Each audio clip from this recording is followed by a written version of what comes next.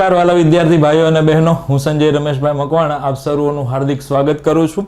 આ વિડિયો લેક્ચરથી આપણે શરૂ કરીએ છીએ એક અગત્યનો ટોપિક જેનું નામ છે માહિતીનું પૃથ્થકરણ અને અંગ્રેજીની અંદર ડેટા ઇન્ટરપ્રિટેશન. છેલ્લા 2-3 વર્ષથી અને અથવા આમ કહીએ તો જ્યારથી ઓનલાઈન પરીક્ષાઓ શરૂ થઈ છે ત્યારથી આ ડેટા ઇન્ટરપ્રિટેશન નામનું જે ચેપ્ટર છે એમાંથી પ્રશ્નો પૂછાય છે. અને એમાંય કઈ વેરાયટીના પ્રશ્નો પૂછવામાં આવે છે તો કે આ જે ટેબલ ચાર્ટ જે આપણે અહીંયા ભણવાના છીએ, આ વિડિયો લેક્ચરની અંદર ભણવાના છીએ, એમાંથી પ્રશ્નો વધુ પૂછાય છે. અને અત્યાર સુધી તમે જીપીએસસીની પરીક્ષાઓ પણ જોશો તો એની અંદર પણ જ્યારે ડેટા ઇન્ટરપ્રિટેશનના પ્રશ્નો જોવામાં આવશે તો સૌથી વધુ પ્રશ્નો એ ટેબલ ચાર્ટ છે એના હશે. હવે તમને એવું હોય કે ભાઈ આ ટોપિક છે એ રિઝનિંગનો છે, તો ઘણા એવું કહેશે નહીં સાહેબ આ ટોપિક છે એ મેથ્સનો છે. તો હું એવું કહીશ કે આ ટોપિક ખરેખર મેથ્સનો છે. સીસીના સિલેબસની અંદર ભલે આ ટોપિકને રિઝનિંગની અંદર સમાવવામાં આવ્યો હોય, પણ આ ટોપિક તમારે કરવો હોય, તમારે શીખવો હોય તો મેથ્સ આવડવું જરૂરી છે. મેથ્સની અંદર પર્ટિક્યુલરલી પર્સન્ટેજ, રેશિયો પ્રપોર્શન એટલે કે ગુણોત્તર પ્રમાણ, સરાસરી એટલે કે સરેરાશ જેવા ચેપ્ટર્સ છે એનો ઉપયોગ અહીંયા આવશે. એટલે હું એવું કહીશ કે 3-4 ચેપ્ટર જો તમને આવડે છે અથવા તમને મેથ્સ ફાવે છે તો આ ચેપ્ટર હું નહીં શીખવાડું ને તો પણ તમને આવડશે. ફક્ત ને ફક્ત ટેબલમાંથી ડેટા ગોતવામાં તમારો સમય નોર્મલ પ્રશ્ન કરતાં વધારે જશે, બરાબર છે. એ સિવાય અહીંયા વધારે કશું નથી. એટલે એવો હાવ ઊભો થયો હોય કે ભાઈ ડેટા ઇન્ટરપ્રિટેશન એટલે ટોપિક અઘરો છે, તેવું કશું નથી, બરાબર.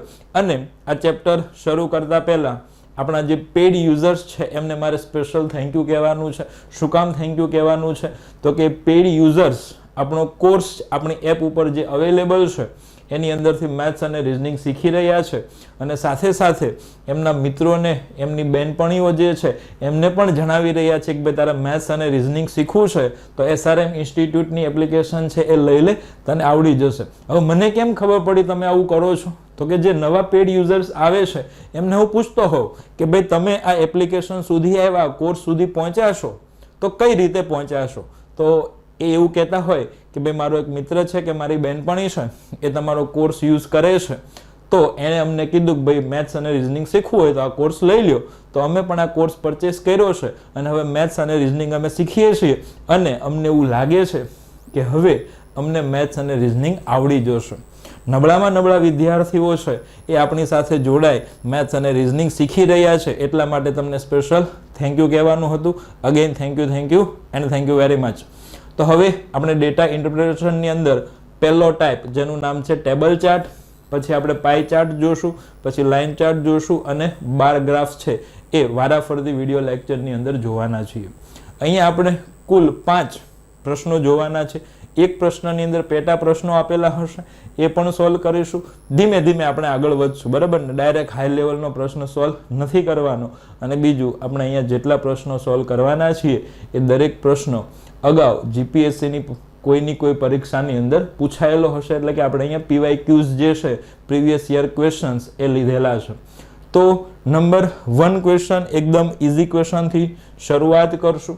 લાંબી માહિતીઓ આપેલી હશે તમારો સમય બગાડવા માટે, અને સમય બગાડવા માટે જ આ ચેપ્ટર છે એને ઇન્ક્લુડ કર્યું છે. પ્રશ્નો આની અંદર પર્સન્ટેજ ના જોઈએ, સરેરાશ ના જોઈએ, સરવાળા બાદબાકી ના હોય ઘણી વાર એમાં પ્રશ્નો, બરાબર. તો પહેલો પ્રશ્ન આપણે ડિસ્પ્લે ઉપર આવી ગયો છે, વાંચીએ અને ધીમે ધીમે એનું સોલ્યુશન કરવાનો પ્રયત્ન કરીએ. તો અહીંયા સૌથી પહેલા કીધું છે કે પ્રશ્ન 1 થી 3 એટલે કે અહીંયા જે કંઈ માહિતી આપી છે એના ઉપરથી 1, 2 અને 3 નામના પ્રશ્નો છે, નંબરના પ્રશ્નો છે એ આપણે સોલ્વ કરવાના છે. શું છે માહિતી એ જોઈએ. નીચેની વિગતોનો અભ્યાસ કરી આપેલા પ્રશ્નો માટે યોગ્ય વિકલ્પ શોધો. પછી માહિતી કંઈક આપી છે. એક દેશની સરકાર તેની મર્યાદિત આવકને કઈ રીતે ખર્ચ કરવી તે અંગે શું કરે છે તો કે વિચારણા કરે છે. તેનું અંદાજપત્ર ₹70 લાખનું છે. નાનો એવો દેશ હશે તો જ 70 લાખની અંદર બધું પતી જાય ને એનું બજેટ, જે તે 8 કાર્યક્રમો વચ્ચે ફાળવી શકે છે. 70 લાખ રૂપિયા છે અને 8 કાર્યક્રમોની વચ્ચે ફાળવવાના છે. પરંતુ તે દેશના બંધારણ મુજબ અંદાજપત્રમાં કોઈ પણ સિલક આગામી વર્ષમાં લઈ જઈ શકાતી નથી. એટલે કે અંદાજપત્ર જે 70 લાખનું છે તો એ 70 લાખ એના એ જ વર્ષમાં વાપરી નાખવાના. ફોર એક્ઝામ્પલ અહીંયા લખ્યું છે કુદરતી આપત્તિઓમાં 25 લાખ રૂપિયાનો ખર્ચ કરવાનો છે, બરાબર. તો એ 25 લાખ કુદરતી આપત્તિઓ વાળા એટલે કે વિભાગ માટે ખર્ચ કરવાના છે, એનું પ્રોવિઝન કરેલું છે. તો 25 લાખ ધારો કે અહીંયા આપણે નથી આપતા કુદરતી આપત્તિ માટે, તો એ 25 લાખ આગામી વર્ષમાં તમે કેરી ફોરવર્ડ નહીં કરી શકો, બરાબર, એવું કહે છે. પછી કીધું છે કે એટલે કે તેમની માંગણી જેટલા જ નાણાં ફાળવવાના રહે છે, એમની જે ડિમાન્ડ હોય એટલા રૂપિયા દઈ દેવાના. તે 8 કાર્યક્રમો અને તેમની માંગણીઓ નીચે મુજબ છે. તો 8 કાર્યક્રમો કયા કયા છે જોઈએ. કુદરતી આપત્તિઓ છે તો એના માટે 25 લાખ ફાળવવાના છે. બંદરોનો વિકાસ છે એમના માટે 10 લાખ રૂપિયા ફાળવવાના છે. શાળાઓનો સંગીત કાર્યક્રમ છે એના માટે 5 લાખ રૂપિયાનું પ્રોવિઝન કરેલું છે. પ્રમુખના કાર્યાલયના નવીનીકરણ માટે આ તો કરવું જ પડે ને, રૂપિયા 15 લાખ. કૃષિ સબસિડી કાર્યક્રમ માટે 20 લાખ રૂપિયા. આકાશવાણી અને ટેલિવિઝન માટે 5 લાખ રૂપિયા. પછી તમે એવું ન કહેતા કે આમાં બધાને સરવાળો કરી 70 થી વધી જાય છે, બરાબર ને. આંતરરાષ્ટ્રીય વિમાન મથક માટે 40 લાખ રૂપિયા અને લઘુ ઉદ્યોગોને 30 લાખ રૂપિયા છે એ ફાળવવાના છે. ખાલી આટલો જ ડેટા આપ્યો છે, જે તે કાર્યક્રમ અને એને કેટલા નાણાં ફાળવવાના છે એની વિગત આપેલી છે. અહીંયા આપણે ફક્ત ને ફક્ત 3 જેટલા પ્રશ્નો છે એ સોલ્વ કરવાના છે. તો ચલો, સૌથી પહેલો પ્રશ્ન અને ડેટા ઇન્ટરપ્રિટેશનનો આપણો પહેલો પ્રશ્ન એમ કહી શકીએ આપણે. શું છે? તો કે જો સંસદ કૃષિ સબસિડી કાર્યક્રમ, આકાશવાણી અને ટેલિવિઝન તથા લઘુ ઉદ્યોગોને નાણાં ફાળવવાનું નક્કી કરે તો નીચે પૈકી કયા એક જ કાર્યક્રમને તે બાકી વધેલા નાણાં ફાળવી શકાય? એટલે કે સંસદ એવું નક્કી કરી નાખે કે ભાઈ આપણે આ સબસિડી કાર્યક્રમને, આકાશવાણી, ટેલિવિઝન અને લઘુ ઉદ્યોગોને નાણાં ફાળવવા છે, બરાબર. એમની પાસે કુલ 70 લાખ રૂપિયા છે. એ 3 વિભાગને તમે નાણાં ફાળવી દો છો. પછી જે રૂપિયા વધે છે એ તમે નીચે જે 4 ઓપ્શનની અંદર જે વિભાગો આપ્યા છે, જે કાર્યક્રમો આપ્યા છે, એમાંથી કયાને તમે આપી શકો વધેલા નાણાં, બરાબર. તો આપણે જોઈએ કે ભાઈ કયાને કેટલા દેવાના છે અને કુલ કેટલા દેવાના થાય છે. તો સૌથી પહેલું છે સબસિડી, આકાશવાણી અને ત્રીજું છે લઘુ ઉદ્યોગ. તો જુઓ, સબસિડી માટે કેટલા રૂપિયા છે? 20 લાખ રૂપિયા. તો આપણે ત્યાં લખી દઈએ 20 લાખ. આ સબસિડી કાર્યક્રમના 20 લાખ રૂપિયા પ્લસ આકાશવાણી અને ટેલિવિઝનના. આકાશવાણી અને ટેલિવિઝન ક્યાં ગયું ભાઈ? તો કે એને 5 લાખ રૂપિયા દેવાના છે, તો એના 5 લાખ. અને લઘુ ઉદ્યોગો છે, લઘુ ઉદ્યોગો માટે કેટલા રૂપિયા છે? 30 લાખ રૂપિયા. આ સરકાર હારી છે, ઉદ્યોગો માટે 30 લાખ રૂપિયા આપે છે. તો આ 3 વિભાગોને તમે કેટલા રૂપિયા કુલ આપો છો? તો કે 20 ને 5 25 અને 30 55 લાખ રૂપિયા આપો છો. કેટલા આપો છો? 55 લાખ રૂપિયા. 55 lakhs. કુલ છે કેટલા આપણી પાસે? તો કે 70 લાખ રૂપિયા છે. એમાંથી 55 લાખ રૂપિયા આપી દીધા તો વધ્યા કેટલા? તો કે 15 લાખ રૂપિયા વધ્યા. પ્રશ્ન પૂછ્યો છે કે વધેલા 15 લાખ રૂપિયા છે એ નીચેનામાંથી તમે કોને ફાળવી શકો, બરાબર છે. તો 15 લાખ છે, 15 લાખ વાળો વિભાગ કયો છે? 15 લાખ વાળો, કાં તો જો તમે આવું કરી શકો, ઓપ્શન આપણે પછી જોઈએ. ફોર એક્ઝામ્પલ તમને સમજાવું. બંદરોના વિકાસને 10 લાખ રૂપિયા આપી દો, શાળાઓના સંગીત કાર્યક્રમને 5 લાખ રૂપિયા આપી દો. પણ આપણને તો એવું કીધું છે બેને નથી દેવાના, કોઈ એકને જ દેવાના હોય તો કોને આપી શકાય? તો ઓપ્શન આપ્યો છે કુદરતી આપત્તિઓ. વધ્યા છે 15 લાખ રૂપિયા. કુદરતી આપત્તિઓ માટે જરૂર કેટલી છે ભાઈ?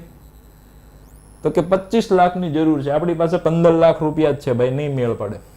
બંદરોનો વિકાસ, બંદરોના વિકાસ માટે કેટલા નાણાંનું પ્રાવધાન છે ભાઈ? તો કે 10 લાખ. આપણી પાસે 15 લાખ છે, ગમે એકને જ દેવાના છે. આને તો 10 લાખની જ જરૂર છે એટલે એને કહી દેવાનું ભાઈ તું રહેવા દે. પછી પ્રમુખના કાર્યાલયના નવીનીકરણ માટે, બીજા બધા ભલે રહી જાય, પ્રમુખના કાર્યાલયનું નવીનીકરણ પહેલા થવું જોઈએ, બરાબર ને? એ આપણને ખબર છે. તો પ્રમુખના કાર્યાલયના નવીનીકરણ માટે તમે જો 15 લાખની જ જરૂર છે. તો બાકી બચેલા જે નાણાં છે 15 લાખ રૂપિયા, એ એકલા કયા વિભાગ માટે આપણે ફાળવી શકશું, કયા કાર્યક્રમ માટે ફાળવી શકશું? તો કે પ્રમુખના કાર્યાલયના નવીનીકરણ માટે જો આપણે ફાળવી દેશું તો આપણું કામ થઈ જશે. અને આપણો જવાબ શું બની જશે? તો કે ઓપ્શન સી એ આપણો શું બની જશે? જવાબ. જવાબ આપણે કયા કલરથી લખવો છે? બ્લુ કલરથી જ લખીએ. તો આ થઈ ગયો ઓપ્શન સી આપણો આન્સર. છેલ્લે હતું ઉપરના પૈકી એક પણ નહીં, 15 લાખમાં પ્રમુખનું કાર્યાલય છે એ બની જાય છે તો આપણે વધેલા નાણાં એને આપી દેવાના છીએ. બીજો પ્રશ્ન જોઈએ. ચલો, જો સંસદ પ્રમુખના કાર્યાલયના નવીનીકરણ અને આંતરરાષ્ટ્રીય વિમાન મથકને નાણાં ફાળવવાનું નક્કી કરે તો નીચે પૈકી કયા બે કાર્યક્રમને તે બાકી વધેલા નાણાં ફાળવી શકાય? હવે સંસદ એવું નક્કી કરે કે આપણે જે 70 લાખ રૂપિયા આપણી પાસે છે એમાંથી નાણાં કાર્યાલયના નવીનીકરણ માટે 15 લાખ રૂપિયા ફાળવીએ અને આંતરરાષ્ટ્રીય વિમાન મથક માટે કેટલા છે? તો કે 40 લાખ રૂપિયા છે. તો એ બે વિભાગને ફાળવી દેવામાં આવે તો બાકી બચેલા જે નાણાં છે એ કયા બે વિભાગને ફાળવી શકાય? તો આપણને ખબર છે કે ભાઈ પ્રમુખના કાર્યાલયના નવીનીકરણ માટે 15 લાખની જરૂર છે અને આંતરરાષ્ટ્રીય વિમાન મથક માટે અગેન કેટલા રૂપિયા ફાળવેલા છે? 40 લાખ રૂપિયા. તો 40 લાખ રૂપિયા આપણે એને આપી દેશું. થયા કુલ કેટલા? 55 લાખ રૂપિયા થયા. અગેન વધ્યા કેટલા? તો કે અગેન 15 લાખ રૂપિયા વધશે અને ઈ 15 લાખ રૂપિયા હવે આપણે કોઈ બે વિભાગને ફાળવવાના છે. ઓપ્શનની અંદર આપણને વિભાગો છે એ આપેલા છે. તો પહેલો ઓપ્શન છે શાળાઓનો સંગીત કાર્યક્રમ અને લઘુ ઉદ્યોગ. જોઈએ 15 લાખ એ બંને થઈ રહે છે. શાળાઓનો સંગીત કાર્યક્રમ 5 લાખ રૂપિયા, લઘુ ઉદ્યોગોને 30 લાખ રૂપિયા. આ બંનેને તમારે દેવાનો હોય તો 30 ને 5 35 લાખ તમારી પાસે હોવા જોઈએ. તો ઓપ્શન એ કેન્સલ થઈ ગયો. ઓપ્શન બી શાળાઓનો સંગીત કાર્યક્રમ અને બંદરોનો વિકાસ. સંગીત કાર્યક્રમને અગેન 5 લાખ રૂપિયા, બંદરોના વિકાસ માટે 10 લાખ રૂપિયા.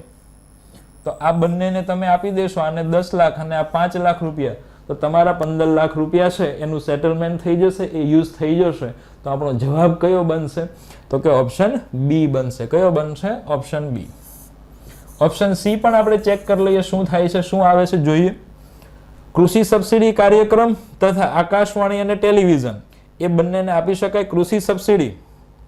કૃષિ સબસિડીને તો 20 લાખ એકને દેવાના છે, જો મેળ ન પડે, બરાબર ને?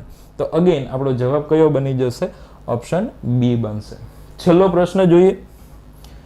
દેશના શહેરી લોકોની માંગને ધ્યાનમાં રાખી આંતરરાષ્ટ્રીય વિમાન મથક અને ગ્રામ્ય વિસ્તારની રજૂઆત મુજબ કૃષિ સબસિડી કાર્યક્રમને નાણાં ફાળવવાનો નિર્ણય થાય તે સંજોગોમાં સંસદ નીચે પૈકી કયા કાર્યક્રમોને બાકી વધેલા નાણાં ફાળવી શકશે? સિટી વાળા એવું કે છે કે ભાઈ અમારે વિમાન મથક જોતું છે અને ગામડા વાળા એવું કે છે કે ભાઈ અમને કૃષિ સબસિડી આપો, બરાબર? તો સંસદ એવું નક્કી કરે કે એ બેન આપણે એની ડિમાન્ડ પ્રમાણે આપી દઈએ. તો બાકી બચેલા રૂપિયા છે, નાણાં છે, એ તમે ક્યાં એક કાર્યક્રમને અથવા એકથી વધુ બે કાર્યક્રમ છે એને તમે ફાળવી શકો. તો આપણને હવે ખબર છે કે ભાઈ વિમાન મથક સિટી વાળાને જોઈએ છે તે 40 લાખ રૂપિયાનું છે, બરાબર ને? અને ગામડા વાળાને કૃષિ સબસિડી જોતી છે, ક્યાં ગઈ? એ 20 લાખ રૂપિયાની છે. કેટલી છે? 20 લાખ રૂપિયાની. તો વપરાય કેટલા જવાના છે?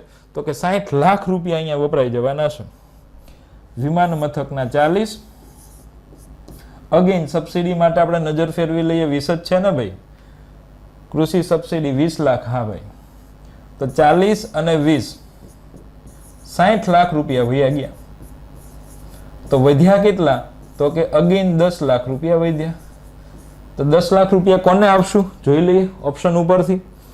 પહેલો ઓપ્શન છે શાળાઓનો સંગીત કાર્યક્રમ અને કુદરતી આપત્તિઓ, એ બંનેને આપી શકાય. સંગીત કાર્યક્રમને 5 લાખ રૂપિયા આપો, કુદરતી આપત્તિઓને તો 25 લાખની જરૂર છે, આપણી પાસે 10 લાખ રૂપિયા છે, મેળ નહીં પડે તો ઓપ્શન એ જવાબમાંથી નીકળી જશે. ઓપ્શન બી આકાશવાણી અને ટેલિવિઝન તથા બંદરોનો વિકાસ. આ આકાશવાણી અને ટેલિવિઝન એ એક જ વિભાગ છે, બરાબર છે? એક જ કાર્યક્રમ છે. તો આકાશવાણી ટેલિવિઝન એને 5 લાખ રૂપિયા, બંદરોના વિકાસને તો 10 લાખ રૂપિયા જોઈએ, કુલ 15 લાખ હોવા જોઈએ.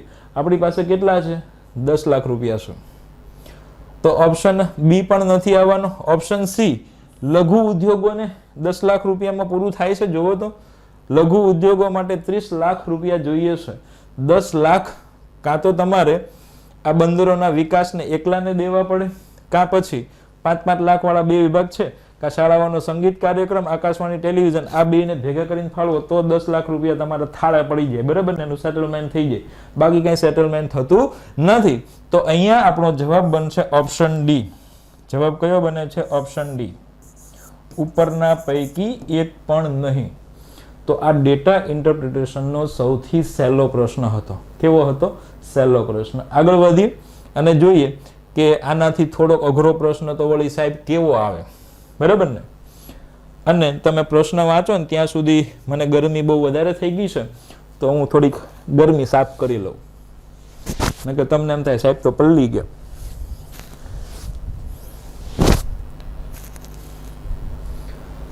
તો અહીંયા પ્રશ્ન નંબર 4 થી 6 છે, એના સોલ્યુશન માટે એક મસ્ત ટેબલ આપેલું છે. ટેબલમાં શું છે એ જોઈએ.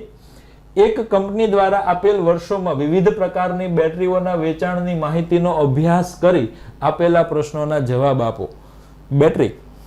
બેટરીના પ્રકારો અહીંયા લખ્યા છે હરોળમાં, અને કોલમની અંદર, આ કોલમની અંદર વર્ષ આપ્યું છે. અલગ અલગ પ્રકારની બેટરી છે. કઈ કઈ પ્રકારની બેટરી છે જોઈએ. તો પહેલા છે 4Ah. આ Ah શું છે ખબર છે? એમ્પિયર અવર. આ એમ્પિયર અવર છે એ બેટરીનો એકમ છે, કે બેટરીનું જે રેટિંગ છે એ એમ્પિયર અવરની અંદર માપવામાં આવે છે, બરાબર. તમને કદાચ વિજ્ઞાનનો પ્રશ્ન પૂછાઈ જાય કે ભાઈ બેટરીનું રેટિંગ છે એ શેમાં માપવામાં આવે, તો એમ્પિયર અવર. તમારા મોબાઈલની બેટરી હશે 5000 mAh, આવું લખ્યું છે 5000. આ નાનો એમ હોય એટલે મિલી થાય, એમ્પિયર અવર આવું લખ્યું હોય. તો આ શું છે? તમારું બેટરી છે એ 5000 મિલી એમ્પિયર અવરની છે, એનું રેટિંગ આટલું છે એવું સૂચન કરતું હોય છે. પણ આપણે અત્યારે કઈ વિજ્ઞાન ભણવાનું નથી, બરાબર. મને વિજ્ઞાન ભણાવતા આવડે. બેઝિકલી અમે બધા સાયન્સ બેકગ્રાઉન્ડમાંથી આવતા હોય, એમાં મેં તો સ્પેશિયલ ઇલેક્ટ્રિકલ એન્જિનિયરિંગ ભણેલો, એટલે એમાં ફિઝિક્સ વાળો જે પોર્શન આવે ને વિજ્ઞાનમાં, એ મસ્ત ભણાવતા આવડે. પણ આપણે ભણાવવાનું નથી, આપણે ગણિત ભણવાનું છે. તો બેટરીના પ્રકારમાં છે 4 એમ્પિયર અવર, 7 એમ્પિયર અવર, 32 એમ્પિયર અવર, 35 એમ્પિયર અવર, 55 એમ્પિયર અવર, અને છેલ્લે આપ્યું છે ટોટલ. એટલે કે આ 4 એમ્પિયર અવર શું છે? તો કે ભાઈ 2001 માં 75 બેટરી વેચાણી હતી, 2001 માં 90, 2002 માં 96, 2003 માં 105, 2004 માં 90, 2005 માં 107 અને 2006 માં 115 4 એમ્પિયર અવરની બેટરી જે છે એ વેચાયેલી છે. એવી જ રીતે 2000 થી 2006 સુધીમાં 7 એમ્પિયર અવર, 32 એમ્પિયર અવર, 35, 55 એમ્પિયર અવરની કેટલી બેટરીઓ વેચાણી છે એનો ડેટા આપણને આપેલો છે. કોઈ એક જ વર્ષની અંદર, ધારો કે આ 2000 નું વર્ષ છે, તો એમાં કુલ કેટલી બેટરી વેચાયેલી છે? તો કે 543 વેચાયેલી છે, એ અહીંયા લખેલું છે. આ પ્રકારનું એક મસ્ત ટેબલ આપણને આપવામાં આવ્યું છે. જોઈએ પ્રશ્ન કેવા પૂછ્યા છે. પ્રશ્ન નેક્સ્ટ સ્લાઇડની અંદર છે, સોલ્વ કરીએ. ટકા હંમેશા કોઈના આધારે મળે, બરાબર છે. તો અહીંયા કીધું છે કે ભાઈ પહેલો પ્રશ્ન છે 4 નંબરનો, 55 એમ્પિયર અવર બેટરીના વેચાણમાં વર્ષ 2000 ને સાપેક્ષ, કોને સાપેક્ષ? વર્ષ 2000 ને સાપેક્ષ વર્ષ 2006 માં આશરે કેટલા ટકાનો વધારો થયો? બેટરી કઈ? 55 એમ્પિયર અવર. કયા વર્ષની પહેલા વાત છે? તો કે વર્ષ 2000 માં કેટલી બેટરી વેચાણી એ જોવું પડશે. પછી વર્ષ 2006 માં 55 એમ્પિયર અવરની કેટલી બેટરી વેચાણી એ જોવાનું છે.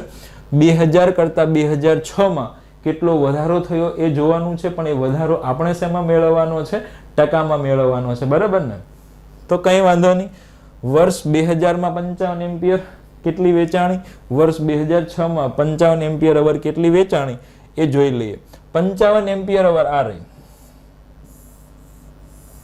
વર્ષ 2000 ની અંદર 108 વેચાયેલી છે અને 2006 ની અંદર એ 145 વેચાય છે. કેટલી વેચાય છે? 145. તો આપણે લખતા જઈએ કે ભાઈ 2000 ની અંદર 108 વેચાઈ હતી, 2006 માં એ 145 વેચાણી. વધારો કેટલો થયો? તો કે 145 માંથી 108 તમે બાદ કરો એટલો વધારો થયો કહેવાય. તો આ વધારો કેટલો કહેવાય? 145 માંથી 108 બાદ કરશો તો 37 મળશે. કેટલા મળશે? 37 મળશે. હવે આપણને કીધું છે શું? 37 નો વધારો થયો તો સમજાઈ ગયું. પણ આપણને તો એવું પૂછ્યું કેટલા ટકાનો વધારો થયો? તો ટકા હંમેશા કોઈના આધારે હોય. તો આપણને અહીંયા સ્પષ્ટ લખીને આપ્યું છે કે વર્ષ 2000 ને સાપેક્ષ, એટલે આપણે જે પર્સન્ટેજ મેળવવાના છે એ વર્ષ 2000 ની અંદર જે બેટરીઝ વેચાણી છે એના આધારે મેળવવાના છે. તો અહીંયા 37 ના છેદમાં કેટલા આવશે? 108 આવશે અને એને ગુણ્યા આપણે શું કરી દઈશું? 100 કરી દઈશું. તો આ આપણને મળી જશે ટકા. અને ટકાનો વધારો આપણને શું કીધું છે? આશરે. બરાબર ને? અહીંયા આવા પ્રશ્નો બહુ હશે, જીપીએસસી વાળા આવા પ્રશ્નો બહુ પૂછે. હવે કદાચ આપણે પૂછાઈ જાય, કઈ વાંધો નહીં. ચાલો સોલ્યુશન કરીએ. 100 ને 4 થી ભાગશો તો 25 આવશે. 108 ને તમે 4 થી ભાગશો અને 4 વડે કોઈ સંખ્યાને ભાગવી એટલે એને 2 વખત અડધા કરી દેવાના. બરાબર ને? 108 ના પહેલી વખત અડધા કરો તો 54 આવે, 54 ના અડધા 27 આવે. તો 108 ભાગ્યા 4 એટલે 27 થશે. હવે જો આ 27 છે એનાથી 25 નહીં ભગાય, 27 થી 37 નહીં ભગાય. આપણે કિંમત મેળવવાની છે આશરે. તો હું શું કરીશ ખબર છે? આ 37 જે છે ને એને 36 બનાવી દો. શું કામ? તો કે મને ખબર છે 9 થી ભગાશે, નીચેના જે 27 છે ને એ પણ 9 થી ભગાશે. કોનાથી ભગાશે? 9 થી. આ 27 એને ગુણ્યા ઉપર કેટલા છે? 25 છે. અહીંયા મેં 37 ને 36 કર્યા, એક ઘટાડ્યો છે. બરાબર ને? તો હવે આ 36 છે એને હું 9 વડે ભાગીશ તો 9 ચોકું 36, 9 વયા ગયા 4 વધ્યા. 27 ને 9 થી ભાગીશ, 9 તેરી 27, 9 વયા ગયા 3 વધ્યા. હવે ઉપર તમે જુઓ 4 ગુણ્યા 25 કેટલા થશે? 100 અને છેદમાં આ તગડે 3, 100 ભાગ્યા 3 એટલે કેટલા આવશે? 33.33. હવે આપણને ખબર છે કે અહીંયા 37 ના મેં 36 કર્યા, એક ઘટાડ્યો તો આપણા જે ટકા હશે એ 33.33% કરતા વધુ હશે. કેટલા હશે? 33.33 કરતા વધારે હશે. અને 33.33 થી વધારે અહીંયા કયો ઓપ્શન જોવા મળે છે? તો કે 34% વાળો જોવા મળે છે. તો આપણો આન્સર શું બનશે? 34%. ક્લિયર છે? આ હતું આપણું આશરે. આગળ વધીએ. નેક્સ્ટ એટલે કે 5 નંબરનો પ્રશ્ન સોલ્વ કરીએ. આપેલ તમામ વર્ષોમાં 32 એમ્પિયર અવર બેટરીના કુલ વેચાણને સાપેક્ષ. અહીંયા ગણતરીઓ આવવાની છે કારણ કે ગણિતનો ટોપિક છે. ભલે અગેન કહું છું રિઝનિંગની અંદર મૂકો હોય, ઘણા વિદ્યાર્થીઓ છે ને એ રિઝનિંગ કરતા હોય. આપણે કોર્સની અંદર આ ચેપ્ટર રિઝનિંગની અંદર મૂકેલો છે એટલે એમ કે હાલો ડેટા ઇન્ટરપ્રિટેશન શીખેલી. મેથ્સ એને એડ્યું જ ન હોય કારણ કે ઇઝી પહેલા કરતા હોય ને એટલે રિઝનિંગ પકડેલું હોય. આવે અહીંયા એટલે જ મેં શરૂઆતમાં કીધું પહેલા ગણિત કરજો પછી આ ડેટા ઇન્ટરપ્રિટેશન જોજો. બાકી તમને ટકામાં આજે ખબર ન પડતી હોય, ટકુડી કેમ મળે એ ખબર ન પડે, ડાયરેક્ટ અહીંયા આવી જાઓ તો ભેગું નહીં થાય. બરાબર? એટલે હું તો વારંવાર કહું પહેલા મેથ્સ કરાય. બરાબર? રિઝનિંગ તો છે ને હું એમ કહું ને ત્યાં સુધીમાં અઠવાડિયામાં પૂરું થઈ જાય રિઝનિંગ. મેથ્સ ન પૂરું થાય. મેથ્સમાં તો બહુ સમય આપવો પડે અને કરવું જ પડશે. હવે તો ક્યાં જઈશું આપણે? તો કુલ વેચાણને સાપેક્ષ 55 એમ્પિયર અવર બેટરીનું તમામ વર્ષોમાં કુલ વેચાણ કેટલા ટકા હતું? તો હવે આપણે અહીંયા 32 એમ્પિયર અવરની જે બેટરીઝ છે 2000 થી 2006 સુધીમાં વેચાયેલી એ કુલ કેટલી વેચાણી છે એ ગોતવી પડશે. 55 એમ્પિયર અવરની બેટરી તમામ વર્ષોમાં એટલે કે 2000 થી 2006 સુધીમાં કેટલી વેચાણી છે એ ગોતવું પડશે. અને કોના સાપેક્ષમાં ટકા મેળવવાના છે? તો કે 32 એમ્પિયર અવર બેટરીના કુલ વેચાણને સાપેક્ષ, એટલે હું જો છેદમાં લખી દઉં અહીંયા જ છેદમાં 32 એમ્પિયર અવરની જે બેટરીઝ વેચાણેલી છે એ કુલ ટોટલ જે થાય અહીંયા નીચે લખશું. ઉપર શું લખશું? 55 એમ્પિયર અવર વાળી કુલ બેટરીઝ એને ગુણ્યા 100. બરાબર? હવે સરવાળો કરવા આપણે પાછું ટેબલમાં જશું. 32 એમ્પિયર અવર આનો સરવાળો કરવાનો છે ભાઈ, કરી લઈએ. અને પછી 55 એમ્પિયર અવર વાળી બેટરીઝનો સરવાળો કરવાનો 2000 થી 2006 સુધીનો સરવાળો પણ ધીમે ધીમે શાંતિથી કરજો. અહીંયા વચ્ચે પાછા 75 લખેલા છે, બે આંકડાની સંખ્યા છે, એ વચ્ચે કંઈક આડાવળી નથી જઈ જોવાનું. તો જો હું સરવાળો કરું છું, આ 4 2 6 ને 5 11 ને 4 15 ને 5 20 નું મીંડું વધી 2 2 અને 1 3 3 અને 7 10 ને 5 15 ને 3 18 ને 6 24 અને 6 30 નું મીંડું વધી 3. આ 3 1 4 1 5 1 6 1 7 1 8 1 9. તો 32 એમ્પિયર અવરની કુલ બેટરી કેટલી વેચાણી છે 2000 થી 2006 સુધીમાં? 900.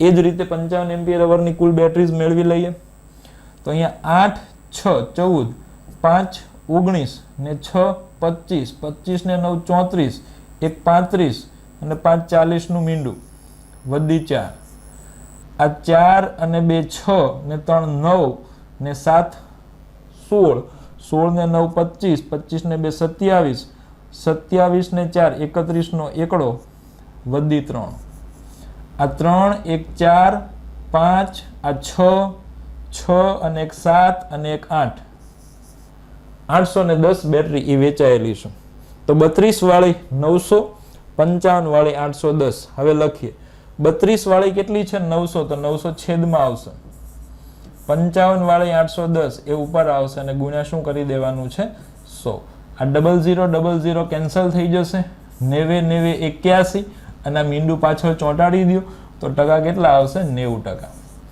તો આપણો જવાબ થઈ ગયો 90%. 90% is given in the option B. So our final answer is option B, 90%. Clear છે? આગળ વધીએ. છઠ્ઠો પ્રશ્ન, આપેલા વર્ષોમાં થયેલ વેચાણની દ્રષ્ટિએ એટલે કે 2000 થી 2006 ની અંદર જે બધી બેટરીનું વેચાણ થયું છે એમાંથી કઈ બેટરીનું વેચાણ સૌથી એક ધારું રહ્યું છે? આ ક્વેશ્ચન તમને હું હોમવર્કમાં આપું છું, જોઈએ તમે કઈ રીતે સોલ્વ કરો છો. જવાબ તમારે આપવાનો રહેશે. એપ્લિકેશનની અંદર ચેટ સેક્શનની અંદર તમને ખબર છે કંઈક આવે છે, એમાં જવાબ આપી દેજો. ભાઈ ડેટા ઇન્ટરપ્રિટેશનની અંદર જે છઠ્ઠો પ્રશ્ન છે એનો જવાબ A, B, C કે D કયો છે એ તમારે મને જવાબ આપવો પડશે. તો અહીં આપણો મેઇન જે બીજો પ્રશ્ન હતો એ પૂરો થાય છે. ત્રીજા પ્રશ્નની અંદર આપણે જમ્પ લગાવીએ છીએ અને જોઈએ અહીંયા શું આપેલું છે. ચલો, અહીંયા પ્રશ્ન નંબર છે 7 થી 11. અહીંયા આપણે ક્વેશ્ચનની અંદર નંબર આપવામાં મિસ્ટેક છે, સુધાર નાખીએ. આ 7મો, આ 8મો, પછી આ 9મો, આ 10મો અને અહીંયા 11મો. બરાબર, 7 થી 11 એટલે 7 8 9 10 11 5 પ્રશ્નો સોલ્વ કરવાના છે. કરી નાખીએ, આપણને એમાં કઈ વાંધો નથી, ખાલી સમય વધારે, કારણ કે ડેટા બધો જોવા ટેબલમાં જવાનું કે નહીં, પેપરની અંદર એ ટેબલમાં જવું પડશે. પેલા પ્રશ્ન વાંચવાનો પછી આમ જવાનું. ઓલા બીજા બધા દાખલામાં કેવું હોય, રકમમાં જ બધો એક જ જગ્યાએ ડેટા હોય એટલે ત્યાં સમય થોડોક ઓછો લાગે, અહીંયા થોડો વધારે લાગે, પણ આવડી ગયો તો 5 માર્ક. તો જુઓ, નીચે આપેલા પત્રકમાં 5 પ્રકારના સ્ટોર્સ દ્વારા 5 મહિના દરમિયાન વેચવામાં આવેલ પુસ્તકોની વિગતો આપી છે. 5 સ્ટોર છે, P, Q, R, S અને T. એની માહિતી આપી છે કે ભાઈ P નામનો સ્ટોર છે, એને માર્ચ, એપ્રિલ, મે, જૂન, જુલાઈમાં આટલા પુસ્તકો વેચેલા છે. એવી જ રીતે Q, R, S અને T નો ડેટા આપણને આપેલો છે. આ પત્રકનો અભ્યાસ કરી તેમાં આપેલી માહિતીનો ઉપયોગ કરી આપેલા પ્રશ્નોના જવાબ આપો. આપી દઈએ એક પછી એક. પ્રશ્ન નંબર આપણે લઈએ છીએ 7. 7મો પ્રશ્ન છે, તમને ન દેખાતો હોય તો તમે સાઈડમાં વયો જાઓ. સ્ટોર P દ્વારા મે મહિનામાં વેચવામાં આવેલ પુસ્તકોની સંખ્યા સ્ટોર T દ્વારા જુલાઈમાં વેચવામાં આવેલ પુસ્તકોની સંખ્યા કરતા, અહીંયા આ કરતા છે ને, એ કરતા છે આપણા આ પ્રશ્નનો, સંખ્યા કરતા આશરે કેટલા ટકા ઓછી છે? ટકામાં કેટલા ઓછા છે એ મેળવવાના છે. એ પાછું શું તો કે સ્ટોર P છે એને મે મહિનામાં જે વેચેલા પુસ્તકો છે ને એ. તો જોઈએ આપણે કે સ્ટોર P, આ રહ્યો P સ્ટોર, એને મે મહિનામાં વેચેલા પુસ્તકો છે 310. પછી શું કીધું છે? T દ્વારા જુલાઈમાં વેચવામાં આવેલ પુસ્તકો, T અહીંયા છેલ્લે છે, એને જુલાઈમાં કેટલા પુસ્તકો વેચ્યા છે? 420 વેચ્યા છે. કેટલા? 420. હવે આની ગણતરી અહીંયા કરવી કે ગણતરી માટે સ્પેસ થોડી ઘટશે, પણ આપણે કરી નાખીએ. તો આપણને શું કીધું છે કે ભાઈ મે મહિનામાં P સ્ટોર દ્વારા જે પુસ્તકો વેચવામાં આવેલા છે એ T દ્વારા જુલાઈમાં પુસ્તકો જે વેચવામાં આવેલા છે એના કરતા કેટલા ટકા ઓછા છે? ટકા તો પછી મળશે, પહેલા જોઈએ કે આ 310 420 કરતા કેટલા ઓછા છે. તો 420 માંથી તમે 310 બાદ કરશો તો તમને મળશે કેટલા? તો કે 110 મળશે. કેટલા મળશે? 110 મળશે. ક્લિયર છે? પછી કોના કરતા કીધું છે? તો કે T દ્વારા જુલાઈમાં વેચવામાં આવેલ પુસ્તકોની સંખ્યા કરતા. કોના કરતા? તો કે ટી દ્વારા જુલાઈમાં વેચવામાં આવેલ પુસ્તકોની સંખ્યા કરતા તો 110 ઓછા છે, બરાબર. આપણે ટકામાં કન્વર્ટ કરવા છે તો આધાર તરીકે કંઈક હોવું જોઈએ, અને આધાર તરીકે કોણ આવશે તો કે કોના કરતા, તો કે ઓલા 420 કરતા, એટલે છેદમાં આવશે 420. એને ગુણ્યા આપણે કરી દઈશું 100. અહીંયા આશરે ટકા કીધું છે. શું કીધું છે? આશરે. તો મેળવીએ આપણે. પેલા તો આ મીંડું હટાવી દઈએ. 100 ગુણ્યા 11 1100 છેદમાં આવશે 42. 1100 છેદમાં 42. 2 થી ઉડાડો તો 1100 ના અડધા 550, નીચે 42 ના અડધા 21. 42 ના અડધા 21. હવે 550 ભાગ્યા હું 21 કરું છું તો 21, હવે ઘડિયા ને બધું આપણે ગણિતમાં શીખવાડેલું છે, બરાબર છે. કઈ રીતે છેદ ઉડે એ પણ શીખવાડેલું છે. તો અહીંયા ઉપર 55 છે, 21 થી ભાગું છું. 21 ગુણ્યા 2, 21 ગુણ્યા 2 42. 55 માંથી 42 જશે તો 13 આવશે. પાછળનું મીંડું લાગશે તો 130 થશે. 21 6 126. 130 માંથી 126 જશે તો 4 વધશે. 4 ભાગ્યા 21 નહીં થાય તો અહીંયા ટપકું આવશે. 4 ની પાછળ શું લાગશે? એક મીંડું લાગશે તો 40 થશે. અહીંયા 21 છે તો 21 એકા 21 થી ભાગ ચાલશે તો 26.1% આવશે. શું આવશે? 550 ભાગ્યા 21 કરશો તો 26.1 મળશે. તો અહીંયા 36% આપ્યા છે, 46 આપ્યા છે, ઉપરના પૈકી એક પણ નહીં એવું આપ્યું છે, અને ઓપ્શન એ ની અંદર 26% આપ્યા છે. તો આપણને આશરે પૂછેલું છે તો 26.1 ની નજીક કોણ કહેવાય? 26%. તો આપણો આન્સર શું બનશે? 26%, ઓપ્શન એ. ક્લિયર છે? આગળ વધીએ. 8 નંબરનો પ્રશ્ન સોલ્વ કરીએ છીએ. 8 નંબરના પ્રશ્નમાં છે સ્ટોર પી દ્વારા એપ્રિલ અને જૂનમાં વેચવામાં આવેલ કુલ પુસ્તકો લખતા જ જોઈએ આપણે સાથે સાથે. પી એ એપ્રિલ અને જૂનમાં વેચેલ પુસ્તકો. પી ક્યાં ગયો? આર્યો.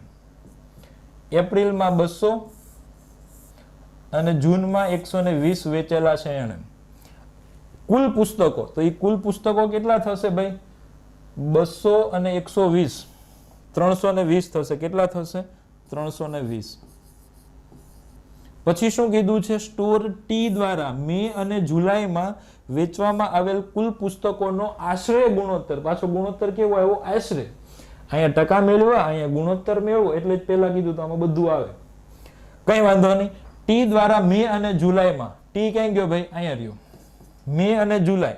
મે માં અહીંયા 276 છે ભાઈ, બરાબર. 276 અને જુલાઈની અંદર 420 છે. તો અહીંયા કુલ કેટલા થશે? 420 અને 276. 400 અને 200 600. 76 અને 20 96. 696 થશે. કેટલા થશે? 696.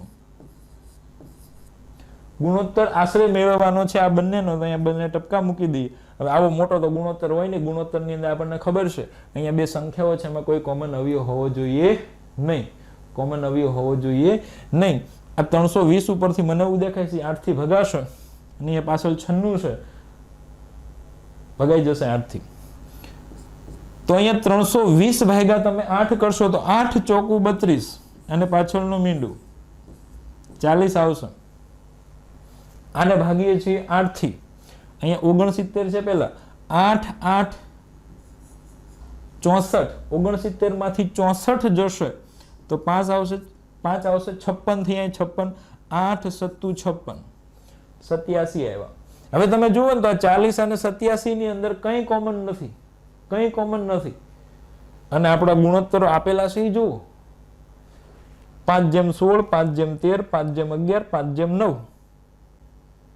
તો આવું તો કઈ મળતું નથી. તો આપણે અહીંયા કંઈક સેટલમેન્ટ કરીએ. જુઓ તો શું સેટલમેન્ટ થાય. અહીંયા આને 40 રાખું છું, 87 ના 88 કરી દઉં છું. 87 ના શું કરી દઉં? 88. હવે આ બંનેની અંદર કોમન કેટલા છે ખબર છે? હજી 8 છે. 40 માંથી 8 કોમન કાઢીશ તો 5 8 40 થાય. 8 વયા ગયા. આ 88 માંથી 8 કોમન કાઢીશ તો 11 8 88. 8 વયા ગયા. 5:11 મને મળ્યા. 5:11 અહીંયા કેવી જગ્યાએ છે તો કે હા છે. કેટલા છે? 5:11. 87 ના તમે 86 કરીને ટ્રાય મારી લેજો તો પણ તમે કોની સૌથી વધુ નજીક પહોંચશો? 5:11 ની. તો અહીંયા આપણો આન્સર છે એ ઓપ્શન સી 5:11 મળશે. શું મળશે? 5:11 મળશે. આગળ વધીએ છીએ અને 9 નંબરનો પ્રશ્ન સોલ્વ કરીએ છીએ. 9 નંબરના પ્રશ્નમાં કવિ એવું કહે છે કે જો સ્ટોર્સ QST દ્વારા એપ્રિલમાં વેચેલ કુલ પુસ્તકો પૈકી 30% પુસ્તકો શૈક્ષણિક પ્રકારના હોય તો આ જ સ્ટોર્સ દ્વારા આ જ મહિનામાં વેચેલ બિન શૈક્ષણિક પુસ્તકોની સંખ્યા કેટલી? કયો કયો સ્ટોર પકડવાનો છે? QS અને T. મહિનો કયો પકડવાનો છે? એપ્રિલ મહિનો. એમાં જે કુલ પુસ્તકો વેચવામાં આવ્યા છે આ ત્રણેય સ્ટોર દ્વારા, એમાં 30% પુસ્તકો કેવા છે? શૈક્ષણિક. અને એ સિવાયના એટલે કેટલા હોય? 70% હોય.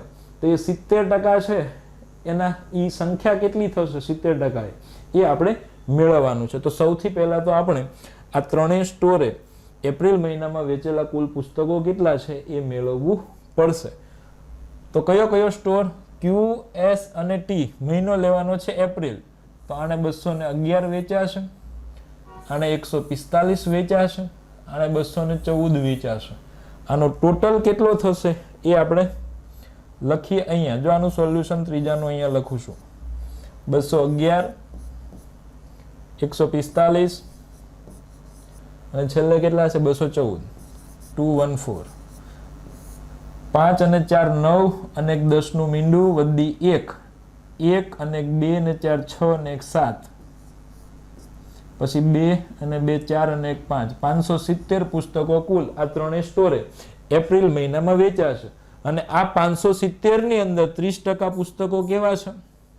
શૈક્ષણિક છે. તો 70% પુસ્તકો કેવા હશે? બિન શૈક્ષણિક હશે. તો બિન શૈક્ષણિક પુસ્તકોની સંખ્યા કેટલી થશે? તો કે આ જે 570 લખ્યા છે એના 70% થશે. તો 570 ગુણ્યા 70 ભાગ્યા 100, 0 0 0 0, 57 ગુણ્યા 7, 5 સત્તા 35, 350 અને 7 7 49, 350 માં 49 ઉમેરશો તો મળશે કેટલા? 399. કેટલા મળશે? 399. ક્યાં છે? ઓપ્શન સી ની અંદર છે. તો આપણો આન્સર શું બની જશે? ઓપ્શન સી બની જશે. છેલ્લો પ્રશ્ન તમને બતાવવા માટે આને મારે આમ લેવું પડશે. Question number 11. સ્ટોર Q દ્વારા મે અને જુલાઈમાં વેચેલ કુલ પુસ્તકો ટોટલ મારતા જઈએ. Q દ્વારા મે અને જુલાઈ. Q અહીંયા રહ્યો. મે અને જુલાઈ. મે માં 215, જુલાઈની અંદર 140. તો એ કેટલા થશે એને હું અહીંયા લખીશ. કયું લેવાનું હતું ભાઈ આપણે? Q માં મે અને જુલાઈ. Q મે અને જુલાઈ આ રહ્યું. 200 અને 100 340 અને 15 55 એટલે 355 પુસ્તક થશે. પછી કીધું છે અને સ્ટોર S દ્વારા માર્ચ અને જૂનમાં વેચવામાં આવેલ કુલ પુસ્તકોનો તફાવત કેટલો થાય? પ્રશ્ન એકદમ ઈઝી છે. S દ્વારા SS આર્યો. એમાં કયો કયો મહિનો? માર્ચ અને જૂન. માર્ચમાં 230 અને જૂન મહિનાની અંદર 175. તો કેટલા થશે? 200 અને 100 300, 70 અને 30 100 એટલે 400 અને આ 5 405 પુસ્તક થશે. તો આ બંનેનો તફાવત લેવાનો છે. 405 માંથી તમે 355 બાદ કરશો તો તમને મળશે કેટલા? 50. હાફ સેન્ચુરી પૂરી થશે. અને 50 આન્સર એ માં તો 8 છે, બી માં 60 છે, સી માં 143 છે. જવાબ સાચો 50 છે. તો ઓપ્શન ડી આપણને આપેલો છે. ઉપરના પૈકી કોઈ નહીં. તો આપણો જવાબ અહીંયા કયો બનશે? ઓપ્શન ડી બનવાનો છે. કયો બનવાનો છે? Option D. ક્લિયર થતું હશે? તો આ આપણો કેટલામો પ્રશ્ન હતો? તો કે આ ત્રીજો મેગા પ્રશ્ન હતો. એની અંદર આપણે 5 પ્રશ્નોના સોલ્યુશન જોયા છે. એનાથી આગળના પ્રશ્નમાં જઈએ. પ્રશ્ન નંબર 12 થી 15 એટલે 12 13 14 15. અહીંયા કેટલા પ્રશ્નો છે? 4 પ્રશ્નો છે. અહીંયા કીધું છે કવિએ કે ભાઈ નીચેના પત્રકનો કાળજીપૂર્વક અભ્યાસ કરી પ્રશ્નોના જવાબ આપો. અહીંયા શું આપેલું છે? ખર્ચની વિગત લાખમાં. ખર્ચ ક્યાં ક્યાં કરેલો છે? તો કે વર્ષો આપેલા છે. વર્ષ 1998 થી 2002 સુધીના ખર્ચ આપ્યા છે. પગાર ભથ્થામાં 98માં 288 લાખનો ખર્ચ થાય છે, 1999માં 342 લાખનો ખર્ચ, 2000માં 324 લાખ, 2001માં 336 લાખ, 2002માં 420 લાખ. એવી જ રીતે બળતણ અને પરિવહન માટે, બોનસ માટે, લોન પરના વ્યાજ માટે અને કરવેરા માટે કયા વર્ષમાં કેટલો ખર્ચ થાય છે એ લાખમાં આપણને આપેલો છે. તો હવે આપણે આના જે આપેલા પ્રશ્નો છે 4 એને સોલ્વ કરવાના છે અને કરી નાખીએ. તો સૌથી પહેલો પ્રશ્ન, એક સમયગાળામાં, અહીંયા એક સમયગાળો એટલે કે 1998 થી 2002 સુધીની વાત થાય છે, કંપનીએ પ્રતિ વર્ષ કેટલું સરેરાશ વ્યાજ ચૂક્યું હશે? કેટલું સરેરાશ વ્યાજ ચૂક્યું હશે? સરેરાશ વ્યાજ. તો વ્યાજ ક્યાં છે? આર્યું લોન પરનું વ્યાજ. 1998 થી 2002 સુધીમાં વ્યાજના ડેટા તમારી પાસે છે. તમને એવું પૂછ્યું છે સરેરાશ વ્યાજ કેટલું છે, તો સરેરાશ માટે શું કરવું પડશે? આ બધાનો સરવાળો અને કુલ વર્ષો કેટલા છે 1 2 3 4 અને 5, જે સરવાળો મળશે વ્યાજનો એને ભાગ્યા કેટલા કરવા પડશે? 5. એટલે આપણને શું મળી જશે? સરેરાશ વ્યાજ મળશે.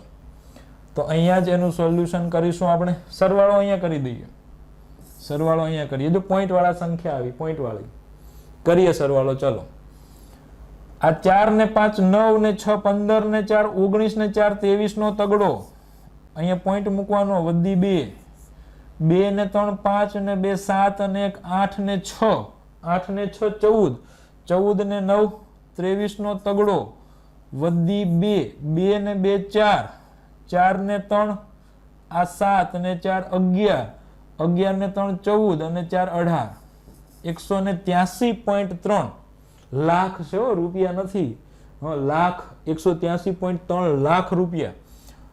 તો કુલ વ્યાજ છે 183.3. એ સરવાળો આપણને મળ્યો. સરેરાશ જોઈએ છે 5 વર્ષ છે, તો એના ભાગ્યા કેટલા કરશું? 5. જોઈએ કેટલું મળે છે.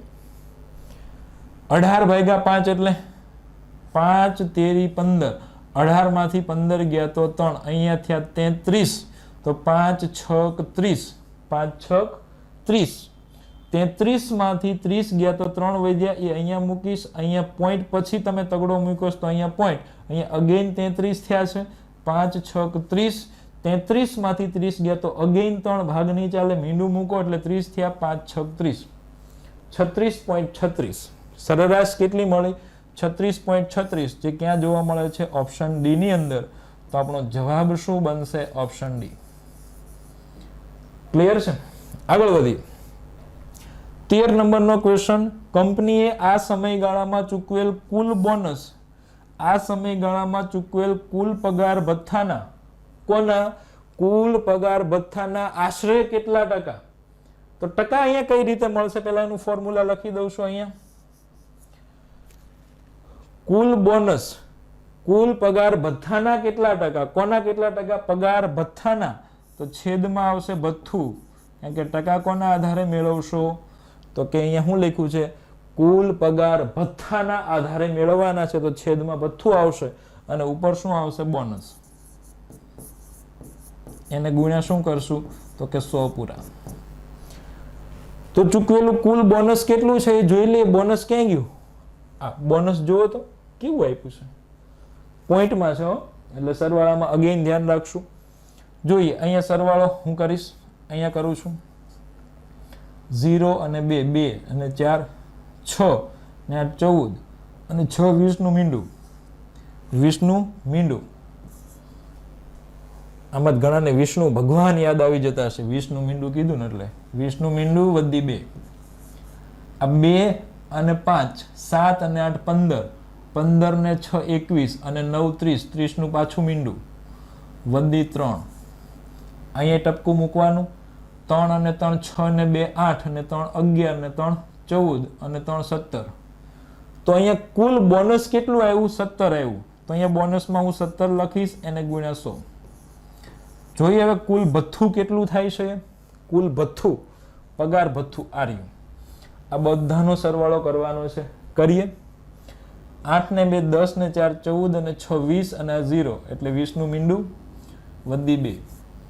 8 અને 2 10 ને 4 14 2 16 3 16 ને 3 19 ને 2 21 નો એકડો વધી 2 20 ને 21 20 ને 21 એવું જ બધું આવે કા 2 ને 2 4 ને 3 7 10 13 અને 4 17 1710 લાખ કેટલા આવ્યા 1710 લાખ એ છેદમાં મૂકી દીધા તો આ એક મીંડું જશે આ એક મીંડું જશે ઉપર 17 ગુણ્યા 10 છે તો 170 થશે છેદમાં 171 આવશે 170 ભાગ્યા 171 કરશો તો 0.99 0.99% જેવો તમને જવાબ મળશે અને આપણને કીધેલું છે આશરે તો 0.99 ની નજીક 0.1 નું આવે 0.5 નું આવે 0.99 ની નજીક 1% આવે તો આપણો જવાબ શું બનશે 1% ઓપ્શન સી શું બની જશે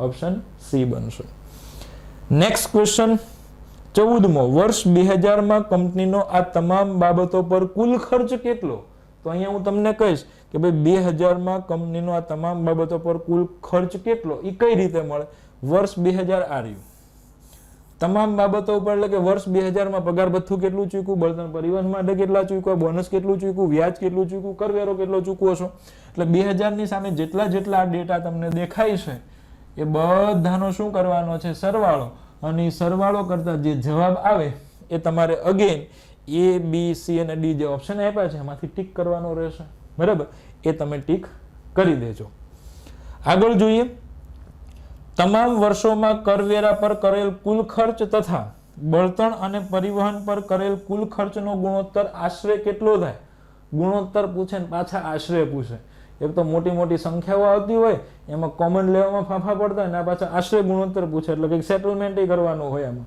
બરાબર ને કોનો ગુણોત્તર કરવેરા પર કરેલ કુલ ખર્ચ અને બળતણ પરિવહનનો કુલ ખર્ચ છે એનો ગુણોત્તર મેળવવાનો છે તો કરવેરો ક્યાં છે કરવેરો અહીં છેલ્લે છે આ બધાનો શું કરશું આપણે સરવાળો બધાનો શું કરવાનો છે સરવાળો કરીએ અથવા એવું કરીએ આ અગેન તમને ટાસ્ક આપું છું હોમવર્ક માટે